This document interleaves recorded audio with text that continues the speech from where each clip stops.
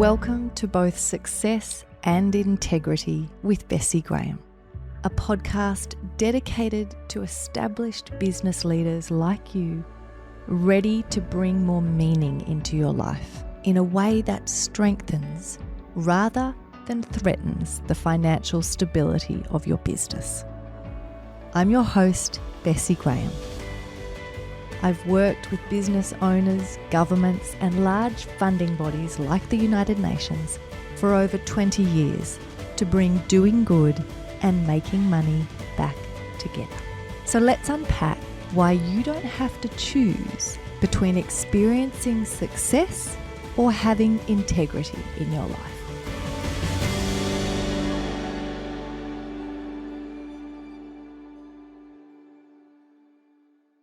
Welcome back, everyone. Lovely to have you with us. Today, we're going to get really practical and get into some of the nitty-gritty details around what it actually looks like to do good in the world through your business, but taking a team focus. And so to explore that with me today, I have the extraordinary Kelly Roach, who is going to talk to us not just from the experience of what this looks like in one company, but from her experience across multiple companies. So welcome, Kelly. Thank you for joining us. Absolutely. Thanks for having me, Bessi. I feel very honored to have you here with us because you're someone who I've not only had the privilege of watching from afar from online, but I've also been able to work really closely with you one-on-one and spend a bunch of time in the US together over the last year. So it's a real pleasure to be able to have you come and talk with us today. So thank you so much. And for those of you who don't know Kelly, she is one of the only female founders of an online company who has gone from 0 to 8 figures without any debt, investors, external funding. And so while there are a bunch of people jumping into the online space, that kind of growth and to do that without external help is pretty rare. And so it's amazing to be able to have the level of experience that you have, Kelly, in that space. And I know that you're on your way to the 9-figure mark, and I have no doubt that you will smash that. That's the dream. That's the dream. I'm wondering, Kelly, if you want to jump in, when you think of the aspects of you've gone from, the way you frame yourself, former NFL cheerleader, Fortune 500 executive, now you've moved into that space of being the 8-figure online business owner and leader. Could you talk to us a little bit about what that evolution has looked like and particularly start to weave in for us some of the components around the beautiful focus you have had on your team from the beginning? Yeah, absolutely. Well, it's interesting because I would say that really is the unique differentiator in my approach. I fell in love with building teams when I worked in the Fortune 500, and I built a team from basically 0 to 100 and had people with me from the entry point of their career as new college graduates. And I was responsible for grooming them and mentoring them and growing them in the company and ultimately moving them into positions of leadership and, up through the organization. And there's still people today back in the company that I groomed and elevated that are in leadership positions there. And I think that most people don't realize that there's such a massive amount of good that you can do in the world with your team. And when you have a dream that's big enough that other people can fit their dreams inside of it, you create this beautiful container, especially for those of us that are entrepreneurs. You create a space for other people that are also entrepreneurial, but don't necessarily desire to have their own businesses, but want to be a part of a cutting edge organization that does good in the world, that is testing and reframing things and reinventing, which is, it's a very different work style and work format than, say, like a corporation. But, for me, my approach has always been a team-led approach. And I think that they say if you want to go fast, go alone. If you want to go far, go together. And I learned that really early on in my career. And I carried that from my corporate experience into the entrepreneurial world. And I think that's been just a huge advantage is the investment and perseverance to build a winning team, which is it's a difficult task, and it's far more difficult today than it was when I was in corporate because culture is different now.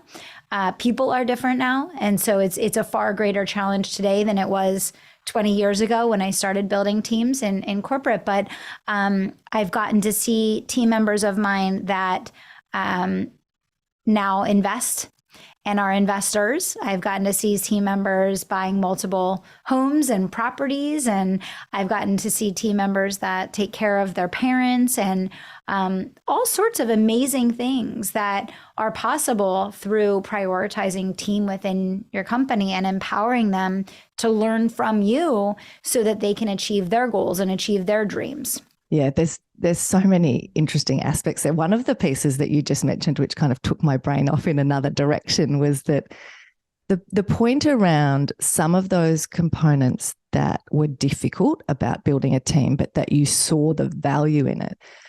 I'm having so many conversations with leaders at the moment where I'm trying to talk to them about this aspect of figuring out the difference of when something that is a strength of yours shifts over into being a shadow, like this aspect of those pieces you discussed that are the difference between someone who is the entrepreneur, the leader, someone who's built a business, and then someone who's in your team. And often if we start to see those as one's better than the other, or that we always behave in that way, it actually can have the opposite effect on us. And so I think that shift, particularly in the time that you've been in that online space, the world has become far more obsessed with entrepreneurs and everyone wants to be an entrepreneur.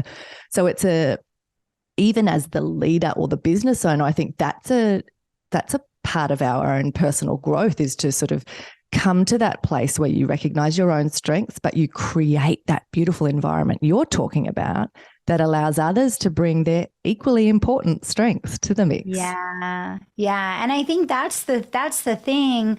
I think so many entrepreneurs struggle because their businesses emulate and replicate their own strengths and their own weaknesses.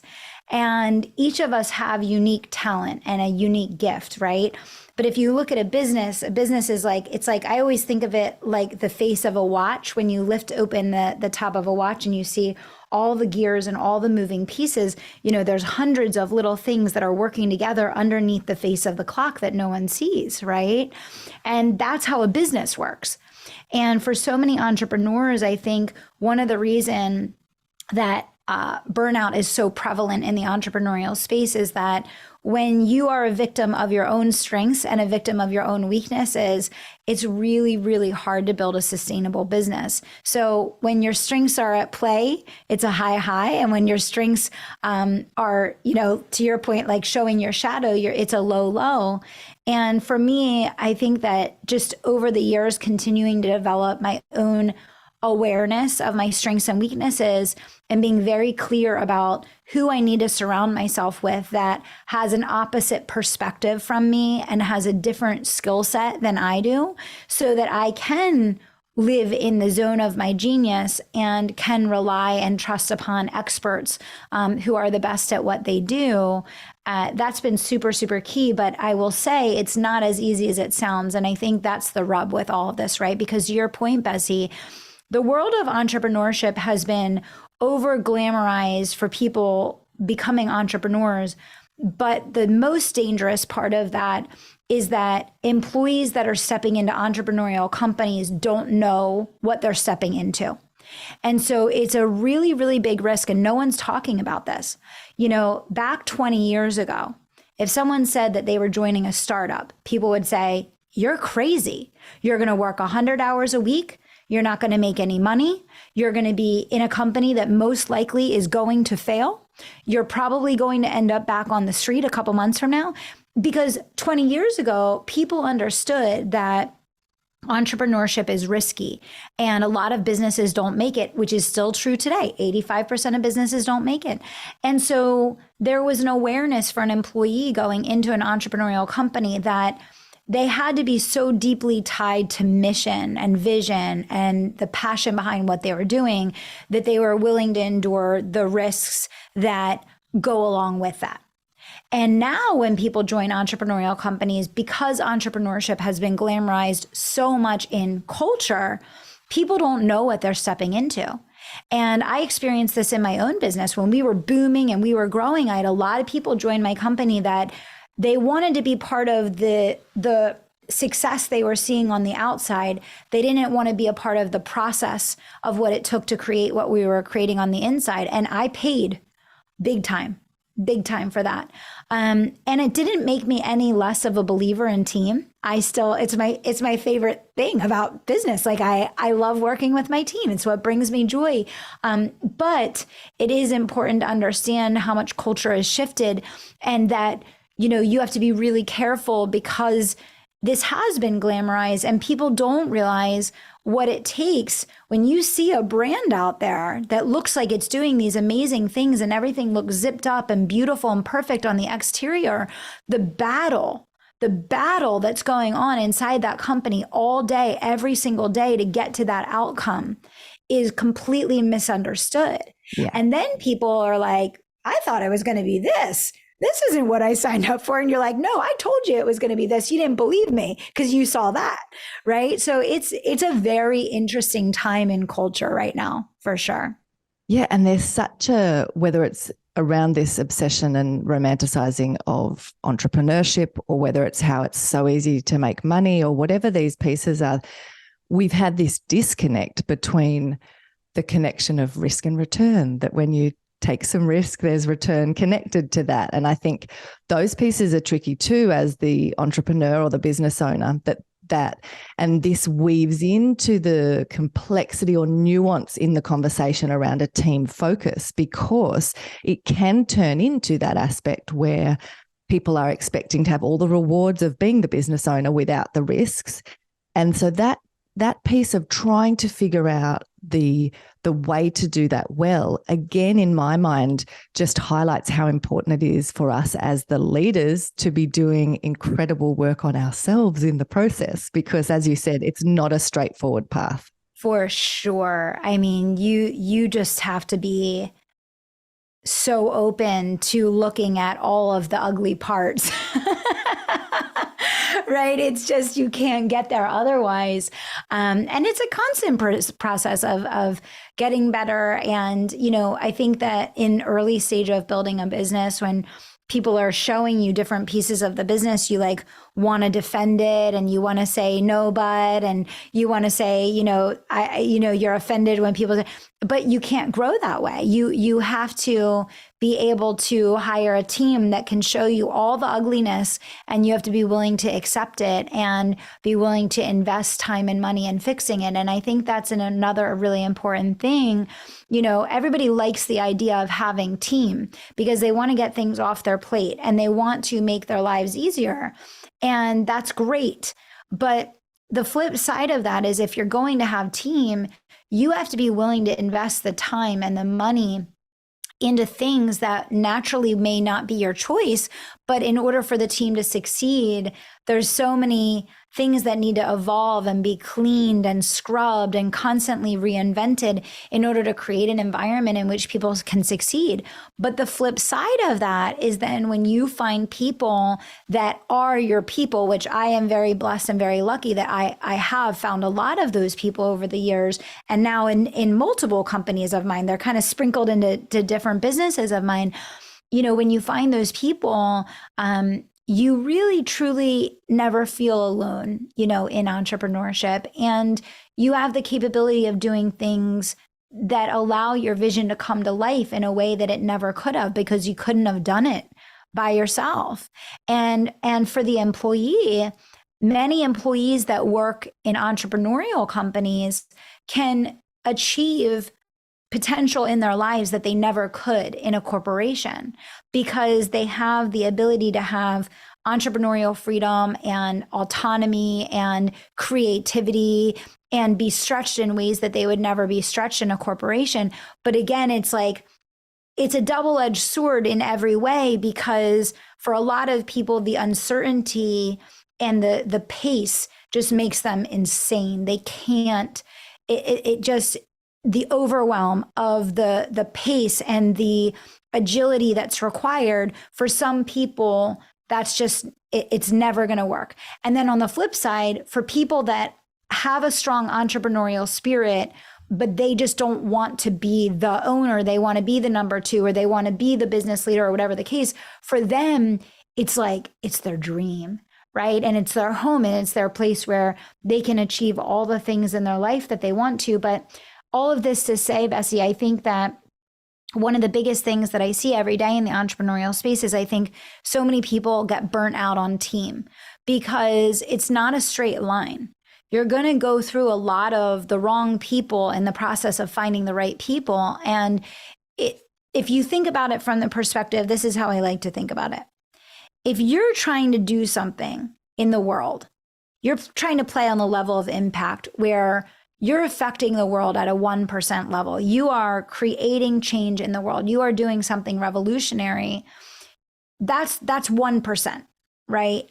99% of people are not going to be the right fit to link arms with you on that project.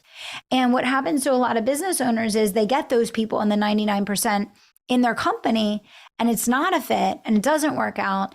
And then people say, oh, team is so frustrating and it's so aggravating and it's so hard and it's so expensive and this person burnt me and this person screwed me. But it's like, you have to realize that if you're trying to do something at this level, you're going to go through a lot of people to find your people that also have that level of like vision and tenacity and perseverance and creativity for what they want to do in the world. It's most people see a job as a means to an end.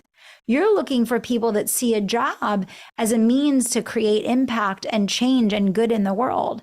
And that is only 1% of people.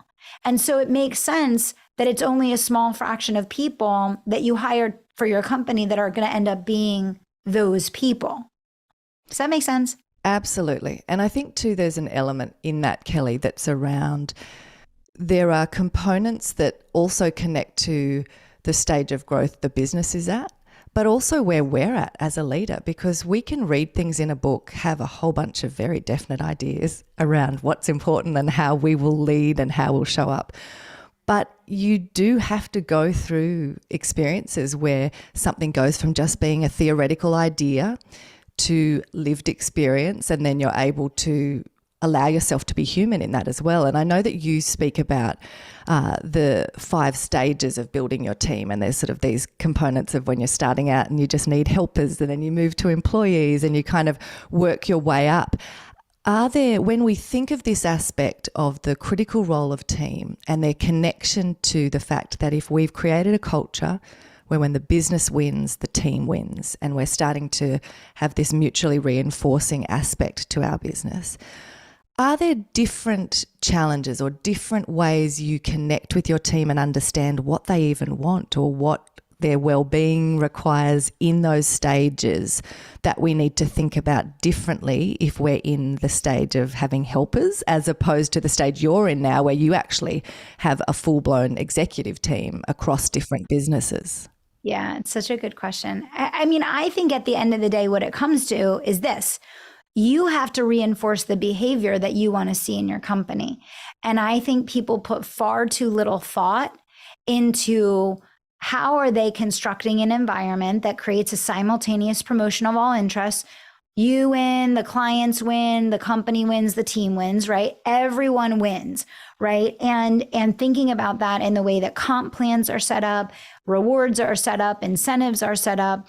And that does need to change constantly throughout all stages of the business, which is, I always tell people, like, when you set up plans, you only set it up for 1 year at a time, because when you're a small business, you're not like a corporation where they can fixate because they are so deeply established that there's incremental shifts each year, but not massive ones organizationally. Whereas with a small business, a year is like a decade. And so much change transpires in a single year that you want to be able to update that. But I think it begins with an awareness of the importance that whatever you incentivize is what you're going to drive. That's number one. Number two is that there has to be variances because, to your point, Bessie, different people are motivated by different things. Like, I can think of my top two leaders in one of my companies right now. One is motivated by money. The other one is motivated by time with family.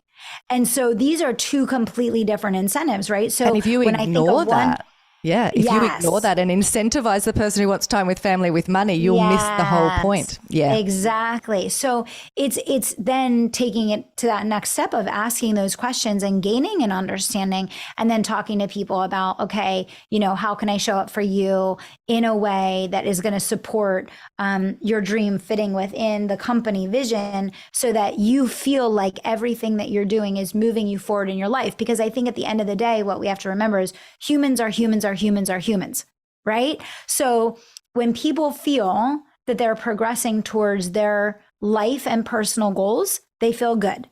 When people feel like they're not progressing towards their life and their personal goals, they feel bad.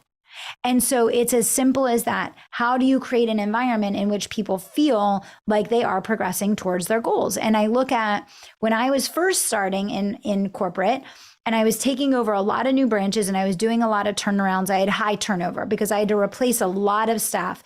And when you're in early stage growth, you're replacing and replacing and replacing until you get the right people. And then once we got a firm foundation in place, we established a leader, we had some of the lowest turnover in the company, and people stayed and they grew and they would get promoted and they would get promoted and they would bonus year after year after year. Because once people get in an environment where there's a direct correlation between what they do and moving towards their life outcomes, they're going to want to plant their feet, and they're going to plant their feet for as long as they feel like they're moving forward. And I think it's really important that as entrepreneurs, we understand, like, that's what we're striving towards. We're striving towards creating an environment where that simultaneous promotion of all interests, doing good for our clients, doing good for our team, doing good for our company, it's all driven the same way. It's not separate things. So we know that every time the company has a profitable month, our clients are winning and our team is winning, right? And so then it's not, how do we figure out how to do good in the world? Right? We're doing good in the world because everything that we're doing in the company is allowing our team to move forward with their personal and professional goals. It allows us to reinvest in better and more effective servicing strategies for our clients. And ultimately, the client is going to get and stay profitable. But I think there's so many stages of that, and most businesses never get there. And I think for a lot of business owners, Bessie, they'll say, many business owners may be in business 10 or 15 years and they haven't gotten to that yet. And it's simply because that was just the level of awareness that the business owner was at. Like, it's not, I think a lot of business owners might listen to this conversation and say, but I've been in business for 15 years and I've never experienced that. But it's not that you've been working on that for 15 years and you haven't gotten there. It's that your level of awareness of thinking and strategizing and planning this way wasn't there. Now your awareness is raised. So it's like, yes, it might be year 15 for you, but this might be the first year that you're really, truly beginning to think in this way about team, about how you're doing good for team, about how that impacts your clients and your company. So I just think that's an important awareness shift, because you can be doing something for a long time, but if your focus and intent is not directed in a certain way, it's not that you weren't successful at it. It's that you were not yet aware. That was not where your focus and intent was at that time. Yeah. I remember hearing a story of someone describing a similar piece where they had been doing something for 15 years, but when they looked back, because of the jumping and changing they were doing, they said they actually had 15 versions of 1 year experience. They didn't have 15 years. So there are very important aspects to what you've just explained, which speaks to the heart of how we create these integrated business models, where, as you said, we're thinking of the connections between each of these parts and not seeing them as disconnected. That, combined with the very long-term strategic focus around, we're very clear on where we're going, we're aware that this is going to have different chapters or cycles to it, is so critical, because, as you said, otherwise you could either give up or feel really down on yourself if you're in that phase of you're getting the wrong team and it's not working and it's expensive. But if that's seen as a part of the journey towards getting the right team, then I think that allows you to get the results that, and I know I've said this to you before, but that it's really exciting watching where you're at now with your companies, and to be able to say that is on the back of absolute grit and determination to stick it out and push through those difficult phases. That doesn't happen for us as business leaders. Like some people, there's flukes of timing and things, and it can look like it was intentional, but it wasn't. But we can't bargain that that will happen for us. So it's a very important distinction, I think, Kelly. Yeah, it is. And I think it's important too, because I think so many people give up and they say, oh, there's no good people out there. No one wants to work hard. I hear that all the time. And that's not true. There are people that want to work hard. There are people that will come into your life that absolutely their heart and their soul is connected to what you're doing, and they believe in you and they believe in the mission of the company. It's not everyone. It's not 99%, but there's the 1% out there. But I think to your point, Bessi, like for me, I have the context of I saw this evolution for myself over a decade in my Fortune 500 experience. And I saw every layer of what I went through to finally get to the point where I had such strong leaders in place and such talent that my organization, I was running 17 locations, and it was just a humming machine. Like it almost was to the point where they didn't even need me anymore. I was literally like a consultant to them, because we had worked so much, so long, so hard together that finally like they owned it, and they knew they owned it, and they had that strength. And I think it's only because I had that experience of doing that before, that coming into entrepreneurship, I had this vision in my mind already of like, no, I know what's possible, and I'm not going to give up, and I'm not going to settle, and I'm going to keep fighting for it. But I think it's hard if you've never done it before, which is why I think it's important to look outside of the online space, because most people in the online space, they do settle, for running something that is primarily hinging on them, which it seems easier in the short term. But let me tell you, when you want to take a sabbatical, when you want to, take a step back and focus on family, if you have a child that's sick, if you want to do a trip around the world, and it's you running the business or the business basically going on hold, that's not so appealing anymore. But it has to be something that you have a long range vision for. And you have to look at established companies all around the world in every established business industry out there. And you say to yourself, like, it's not the business owner picking up the phone and, cleaning the floors and doing this and doing this. The name might be on the building, but the team is the person representing the brand. And it takes working through many stages to get to that point, but it is possible and it is available for all of us. But it starts with vision and belief inside of ourselves.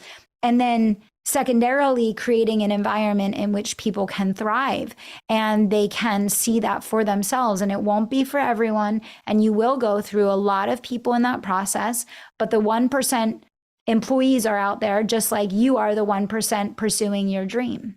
It's an interesting piece. And I want to pause for a moment on the aspect that I think relates to the part of this that is our responsibility as the business leader, because I think you've touched on something that's really important, but because it is one of your areas of natural brilliance, I think maybe you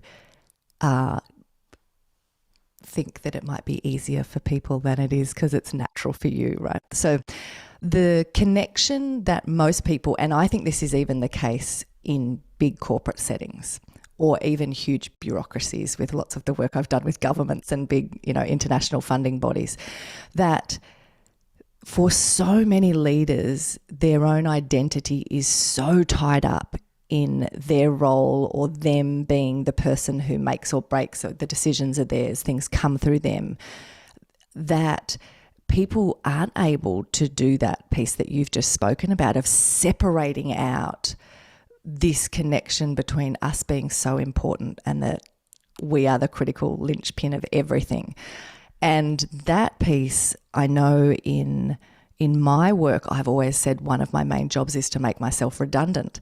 And it's the exact piece you've spoken about. But But I don't think that we should skim over that, because it's a massive thing for most people, is to separate out that sense of identity and ego that can be connected to our perceptions of leadership and what that looks like. Yeah, that's so true. It's such a good point, Bessie. And I think one of the things that's really important to understand is that if you are a creator, you're going to want to create for the rest of your life. And this is what I always tell people. Your spirit will be crushed as a creator if you build yourself a jail cell. And the only way an organization can function is through you. Because what's going to happen is a few years from now, you're going to have a new vision for creation. And you're going to desire to keep creating. Like, as creators, like, that is the heartbeat for us. That is like our soul. Like, it is that instinctual thing about having an idea and then taking that idea and like turning it into reality that makes us feel alive.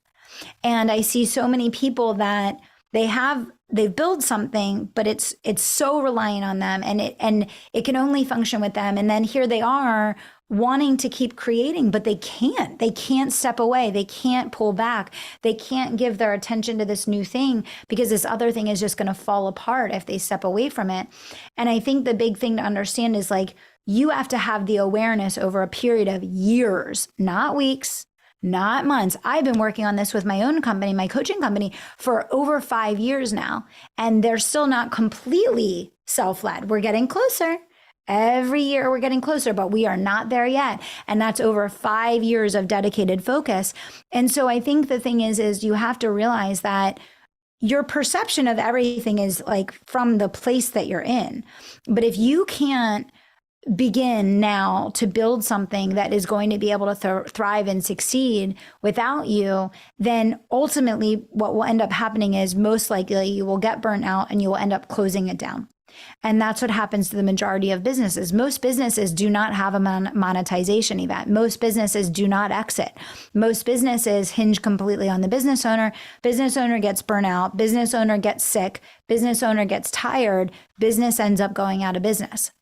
And, that to me is the greatest shame of all, because it's like a lifetime dedicated to work that, instead of leaving a legacy that can continue, it just dissipates overnight.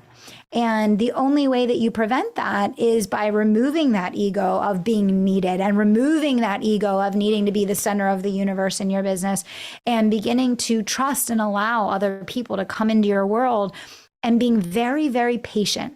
And Bessie, I would say that is the number one thing that I think kills this for people, is a lack of patience. I shared for myself, and I consider myself to be, I am an experienced leader. I've led people since I was 21 years old. I've been in it for a long time, and I'm 5 years in to transitioning my company to self-led, and we're not there yet. It takes an immense amount of patience. And if you pull yourself out too soon, it'll collapse. And if you don't understand when to get out of the way so that people can lead, then people that have the talent and capability to lead aren't going to stay. And so you're constantly doing this dance of, you're kind of breaking your own limiting beliefs, and you're breaking your own levels of self-awareness to find that right balance of push and pull, so that the company can begin to thrive without you. You're giving it enough lifeline to keep going, right? But you're not crushing the spirit and the energy of the talent that you bring in, and allowing them to lead at the level that they're capable of. Yeah. And that is the requirement of discernment and judgment in all of those moments of, and I'm sure you've had this in your career as well. I've had many moments where I've had to stay doing parts of the business that I have hated for far longer than I would like to, but it was what was required. And that right there, that right there that you just said, that is I literally just recorded a podcast episode about that. So many business owners are not willing to do what is required. And what is required is that at all different stages of business, you will have to step in. You'll have to step in over here. You'll have to step in over there. You'll have to do something for longer than you want to, because that is what is required in that moment. And I see so many people, Bessie, that are like, but I want to, I'm trying to, da, da, da, da, da. And it's like, but no, there's a difference between trying and committing. There's a difference between doing what's required and doing something half-heartedly, right? So I think that point that you just made is so crucial in this process. Yeah, and it is the piece that, and I know that from the work I've done with you and watching the pieces that you and your team are putting out there around some of these components of running the drills, doing the work, the pieces that do just have to consistently be in place. The aspect that I think we need to keep coming back to and reminding ourselves, though, as leaders, is that any of these pieces, so there can be the advice of even if you don't feel like it, you have to just push through and do it. But then there's the same advice that seems like a contradiction that's saying you shouldn't be doing the things that you're not good at. And I think people love to jump to the easy answers or that there's one answer all the time. And it's why I'm always say I'm the queen of both and. Like, yes, they seem like contradictions, but hang on, the reason you're the leader, the reason why you're in this position is because your job is to actually do the thinking and reflecting and discern what is the right thing in this moment. And that is going to be different at different times. So sometimes you are going to be bored for quite extended periods of time, and that is the right thing because it has to happen for the long game. But equally, there are moments where you could keep smashing your head against that brick wall, doing all the things, and you're actually decreasing the chance of you ever getting to that point. So we've all had those moments where we've done it well, where we've done it badly, and we have had to set fire to things. And so we can't assume we're always going to get it right. But I'm wondering, there's a lot of aspects that you've spoken about and that we both agree on around this idea of nuance, or the context is important. With team members, people are motivated by different things. I'm wondering, Kelly, if you can talk to us or give us some examples maybe around when you get to that clarity with a team member of what is going to motivate them to help us get to that point where we are able to be doing the things we are best suited for and others are doing, stepping into their strengths. How have you made sure you've had clarity on what success actually looks like, what the outcome is, because it's going to be different for different team members. It's not across the board. And how do you actually then track and measure to make sure you're moving towards that? Yeah, well, I think for us, it's having our North Star and never diverging or going off course from that. And so I think a lot of people hire people to get help. They don't hire people to align with moving towards the North Star. And those are different things, because what happens is when you hire people to get help with something, you've hired someone that's going to create more work, and actually they may take tasks off of your plate, but then they take more bandwidth to manage them. And then you're doing things that do those things even really need to get done. And then people are saying team is expensive and team isn't productive and team isn't moving forward. And it's like, yeah, because you constructed team that way. Right? So you need to know what your North Star is. And then whenever you're going to hire someone, you need to know, how is this role moving us forward towards that North Star? And what are the specific actions and the specific activities and the specific things that this particular role is going to own and do that are going to move us towards that North Star? So before someone ever comes into the company, there's a direct correlation between where you're going as an organization, what role this plays, and how this role is going to move you forward towards that in a way that you couldn't do without them. And I think if you frame it up in that way, a lot of people wouldn't hire the people that they've hired. A lot of people wouldn't have the roles in their company that they have. They would have different roles. So again, it comes back to that idea of clarity and alignment, and really being thoughtful and taking the time to do that thinking about how you're going to achieve that alignment. And I think for a lot of business owners, when they hire, they want someone to come in and solve problems for them in the business. And yes, people come into our businesses to solve problems. But again, if you're not clear on the North Star and the outcome and the objective, then they can solve a lot of problems for you without actually moving the business forward. And I see that all the time.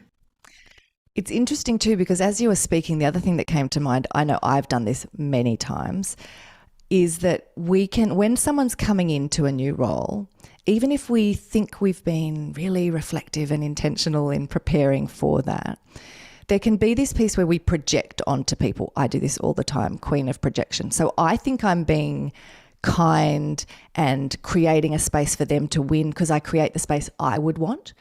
And it's a little bit like love languages. I don't know about you, but in relationships where I get frustrated and I think, but I've loved you in this way and this way. And how have you not felt that? And it's like, well, because I was projecting my love language of how I would feel loved onto you, but you have a different love language. And I think that piece can happen a lot with team where I know I've created, because if someone created a tiny little box for me and told me exactly what I had to do, I would kick and scream and I would feel trapped. So I try to give all this, space, and I think I'm doing the right thing. And I think I'm probably not alone in that as an entrepreneur and a business leader, we think, no, but I was allowing you to do your thing. And it's like, but again, if we haven't done that work you just described of going, what is this role? What is its connection? There's a very different piece of work, or its pieces, plural, of work to be done to actually set someone up to succeed in the wide range of roles that we're actually talking about here. And they are not going to look like what we require as the business owner. Yeah. That's hard to learn. Exactly. It is very hard to learn. And I think, I've been guilty of that in the same way that you have, right? And it's like, I always say that business leadership is a process of learning and unlearning constantly, because the very things that help you, and it's to your point earlier, Bessi, about the both and, because the very thing that helps you over here is hurting you over here.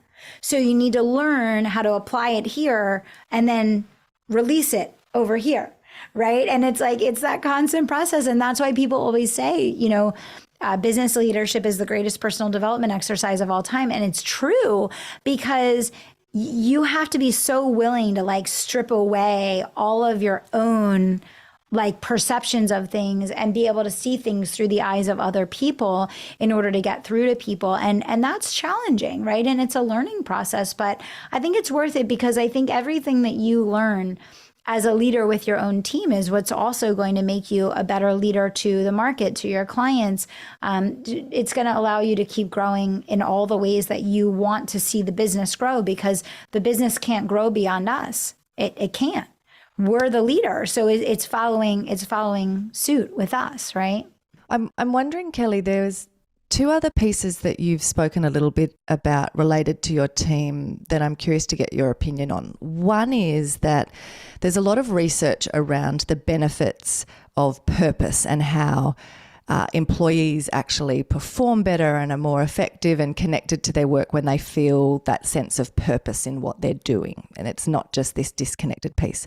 But one of the bits I found interesting was McKinsey did some research where they found that people in the C-suite tended to be having a strong sense of purpose and knowing that their work was connected to these meaningful things. But as you went into different roles in an organization, often those executives were making the assumption I just spoke about that I've made in the past, where they were thinking because they were clear on that North Star, they were clear on the vision, and they felt really purposeful in their work, they were assuming that their team members felt it.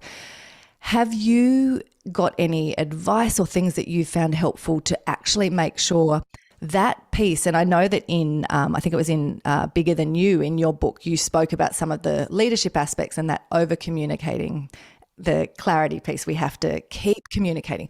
Could you give us some tips on how do we ensure that we're not in a place where we get cocky and we think that either ourselves or our executive are feeling purposeful and connected, but it has not filtered? It is so good. I'm so glad that you brought that up, Bessi, because it's one of the biggest problems, right? When people disconnect from purpose in their work, they are going through the motions without intent. And anytime anyone does something without intention, might as well not do it at all. And this happens in our own companies every single day. And to your point, it's because we assume. Now, for me, I've learned a couple things. And the first thing is I've learned that the whole organization needs me as the visionary to not just be a visionary to the market, but to be a visionary to them consistently. And so I make sure in my organization that everyone hears that from me every single month as if they never were on the team before. I'm like, this is our vision. This is our mission. This is our purpose. This is how we're changing lives. This is what happens when someone comes in our program. Then I have our actual client services team come in and talk about, these are the lives that we're changing. These are the results that we're getting. This is what happened with this person. They talk about specific people and what the results were, and then how it impacted them, and then what they shared with them about how that's going to impact their family, and make it real for people. And it doesn't matter how long someone has been with you. It doesn't matter how long someone has been on your team. Everyone needs that, and they need that over and over again. And I think the most shocking part, Bessi, is that we, the CEOs, need that too. We need it too, because as a CEO, you are dealing with, excuse my language, all the, you know what, all day long, every single day. And it's, you know why you're doing what you're doing, but 99% of what you're doing is not sitting there and celebrating the enjoyment of the results that you get for people. It's dealing with all the other things that come with that, most of which is not the most fun, exciting thing, right? And so I think that the first thing is recognizing that people do need to hear it from you, and that you need to not just vision cast with the market. You need a vision cast with your own team, and it's ongoing and forever. It's ongoing and forever. I used to always wonder when I was in corporate why the CEO would record these videos and send them out to the whole company. And we were in 53 countries, right? We're the number one company, publicly traded company in our space. Why did the CEO do that? Because they knew the importance of everyone hearing the vision and the mission and the goals and the impact directly from them. So that's number one. Number two is, don't assume that your leaders actually have the ability to articulate that vision. I know right now, for me even, I have strong leaders. I have some leaders that can, I have some leaders that can't. And so I know that even if someone is very talented at what they do, it does not mean that they have a strength in casting vision or creating emotional connection for the team or bringing those pieces together. Some people are more tactical and strategic. Some people are more are stronger at connecting vision and emotion and all of those things. You need to know what the strengths and weaknesses of your team are. Some people may need you to come in and do that with their teams, whereas some people may not need you to do that at all. And I have two leaders right now, both very, very strong. One doesn't need me to come in and do that at all, where another one absolutely does, right? So I think it's just, it comes back to the same thing, which I think is like business 101 is like, never make assumptions, because whenever we make assumptions, we get ourselves in trouble. And this girl right here has done that plenty of times in her career. So I can say that without a shadow of a doubt. Just don't assume. Don't assume that people feel connected. Don't assume that people remember why. Don't assume that people feel the purpose in their work. Assume, the only thing I think it's safe to assume is that you need to bring people back to the why over and over and over again. Otherwise, you're going to see the quality of their work decline. Yeah, it reminds me of one of the books that I've bought the most times and given to probably 100 different people over time is Patrick Lencioni's The Advantage. And he talks about, from an organizational health perspective, one of the pieces he points out is the need to over-communicate clarity. So you have to get to clarity in the first place, which we've talked about, but then it's that piece of over-communicating. And I think this comes back to that projection piece, that we think because we're bored as the leader, that surely we're like, this is embarrassing. Are they going to be saying, yeah, Bessi, hurry up, you've already said this 15 times? No, they're not. The over-communication piece is necessary, but it can feel very strange. 100%. And I think that's something that a lot of business owners struggle with their marketing and their messaging and with everything that they do, because it feels boring to us. It feels repetition. It feels like we're saying the same things over and over again, but to everyone else but us, it's not. And if you don't do that, then they're going to misunderstand or not have the experience that you are hoping that they will. Yeah, I think you do that beautifully, both in the market and then, as you said, in the team, because again, if we just go back to the consistency perspective, there are very few people who, if you get the opportunity to see them behind that facade or their online presence, are they actually a reflection of that? And I think in your case, what's beautiful is you're not only a reflection of that, I think you're more impressive behind that curtain, but it's a good lesson, I think, for me, in watching the way that you do that repetition piece. And even when I've not only just had interactions with you online, but I've worked with you directly, and it actually isn't. We need the repetition. Part of why each of us are teaching these things is that even if we've heard it 100 times, we need the reminder, we need the prompt. And so when you're on the receiving end of it, you know that it's helpful, and you're not looking at that person and going, oh, how embarrassing, are you saying that again?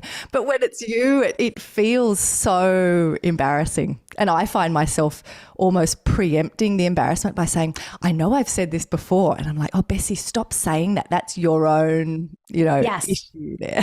I find myself doing the same thing. And then I realize that it's after those sessions that even the people that have been with you the longest are like, oh, that conversation that hit me in the heart. That's what I needed. And you're like, that conversation, that same conversation, but it really is true. So it, and I feel like that over communication piece, it is a thread all the way through that people need.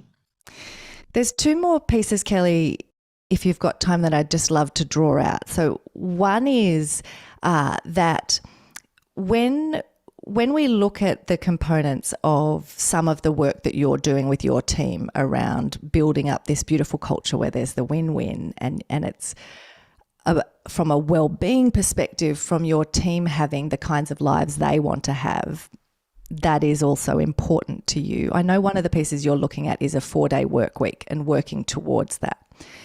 In the process, there's been some big global studies done recently around the 4-day work week and looking at all of the benefits for that for an employee, but also for a business.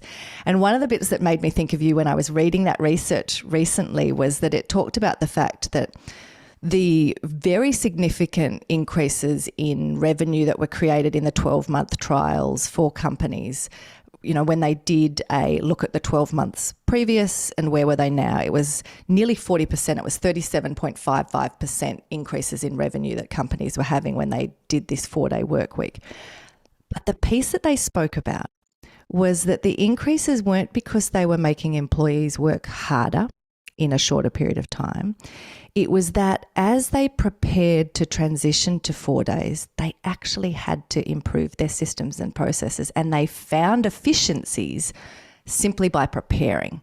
And the person who came to mind when I read that was you, because I know when you were preparing to do your first sabbatical, it was that same piece of you actually, as you shift your mind to think about operating differently, you then question, oh, hang on, why was I in that meeting, or why did we have that? So I'm wondering if you could talk to us just briefly about some of those thoughts of the why you're doing the 4-day work week, and then this working smarter, not harder, how we actually use this to come up with a more efficient business, not just pushing people to work harder in the process.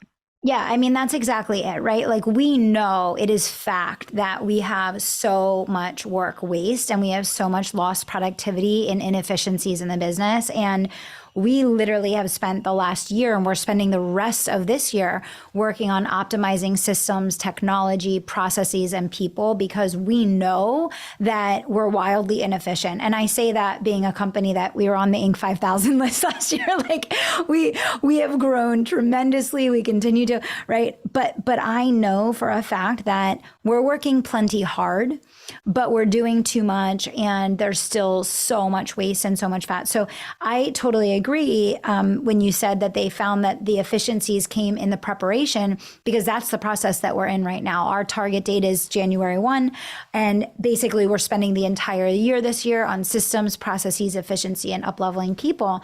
And, so I think it is in the preparation, and it's the willingness to look at the ugly parts of the business. And that's what I was saying earlier. Everybody loves the flashy, exciting, we're launching this and we're doing that, and it's a book launch, and it's this, and it's this, and it's this. And don't get me wrong, this girl loves that stuff. Like, put me on camera, put me on stage. Like, I love it. But there is nothing sexier than a business that runs like a well-oiled machine. And I know that because when I built my business in corporate and I got it to the point that I had these great leaders and it was self-led and I had so much freedom, that's how I built a 7-figure business while I was working full-time, because they didn't need me anymore. I was like a consultant, right? So the thing is, we know that so many businesses go out of business because of business owner burnout. And, we know that, one of the struggles that I think, is pervasive everywhere, right, is mental and physical health. The majority of the population is obese. They're not physically active. They're not mentally healthy. They're not spiritually connected. And so my whole thing is like, if you want to be a leader on a global level, which I do, I cannot do that unless the business is a model in each of those areas. Like, it's not separate. All things are connected. And so to me, you can't lead in business if your business is not leading in human capital and the optimization of human capital. Human capital can't be optimized by just working into the ground. Human capital has to be optimized by actually growing and developing and expanding. And I think that people's energy is equally important as their action. And in fact, energy is probably more important than their action. And you can do less action if you have better energy and get a greater result. And so this is my hypothesis. We will see. We will see. Interview me again in a year, Bessi, and let's see where we are. Let's hope that my hypothesis is correct. But this is what I believe. I believe that if we create a sustainable environment, we can create a predictable environment, we can create an environment where people want to live the rest of their careers, be highly productive, but also spiritually connected, mentally and physically healthy, and have space for their families. I think that's what true leadership looks like. And I know we can't get that overnight because we're not our efficiency is not strong enough yet, but that's why I gave us a lot of time. And again, it comes back to what I shared earlier, which is patience. Anybody can do anything if they have enough patience and they're just not willing to quit, right? And so for people that are listening to the show, it's like, what is the thing in your life that if you just had enough patience and you weren't willing to quit, that you've been hoping and dreaming for, that would be possible for you if you just had enough patience and weren't willing to quit? And if you zero in on that one thing and you go for it, you can have anything that you want. And I believe that, again, if you want to be a global leader, that includes the way that you manage human capital.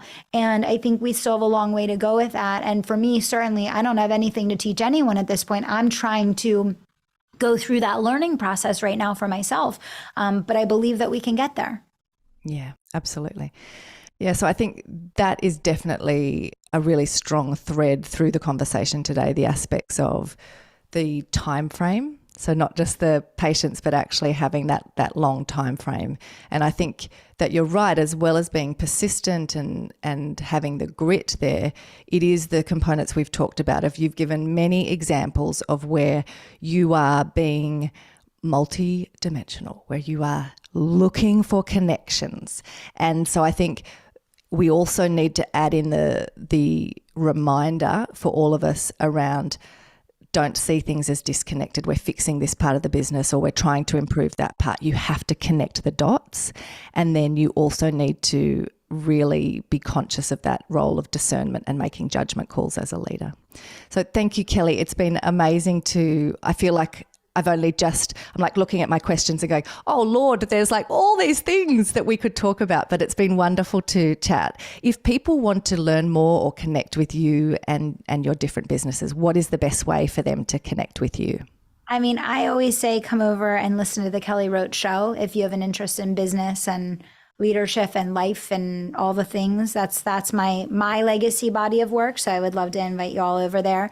And you can find me all over social media, and my companies are out there, so just search Kelly Roach. But thank you, Bessi. It was a great conversation. I feel like we could talk for like 8 hours. There's so many things that we could dig into, but yeah, absolutely. And I hope it was helpful for everybody listening today.